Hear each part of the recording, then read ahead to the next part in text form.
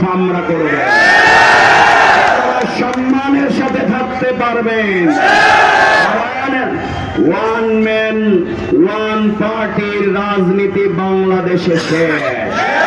এই জন্য লন্ডন থেকে মুফতি সাহেব এসে এখানে কিন্তু তার নেতৃত্বে তরুণরা তাকে লাল কার্ড দেখিয়ে দিয়েছে। মাথা ঠিক নাই, এখন বলে আয়েশা রাদিয়াল্লাহু তাআলা আনহা নাকি বদর যুদ্ধের নেতৃত্ব দিয়েছে। ফরিদপুরে বলে যে এই অঞ্চল নাকি সোয়ামিনের অঞ্চল, তারা বলে না, ভুল বলতেছেন, এটা সোয়ামিনের অঞ্চল। যেখানে বলে সব ভুলভাল হয়ে যায়, বোঝা গেছে একটু ব্যতিক্রম অবস্থা যাচ্ছে। আমরা বলি সব দলে তো আপনারা শাসন করেছিলেন, আমরা আপনাদেরকে ভোট দিয়ে এমপি বানিয়েছিলাম। এখন যখন জনগণ দাঁড়িপাল্লার সমর্থন দিচ্ছে, আপনারা এত পাগল হয়েছেন কেন?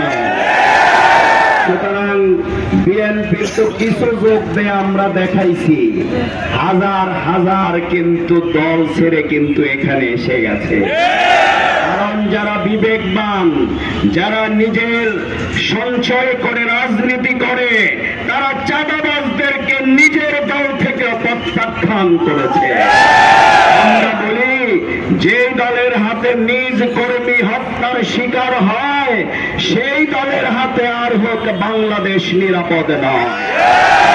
আন্দোলনের পরে 250 নেতা কর্মীরও আপনারা হত্যা করেছেন, আপনারা মানুষ মেরেছেন, তাদের জন্য আপনারা ধন্য হয়ে মানুষের উপরে আজ আক্রমণ করছেন।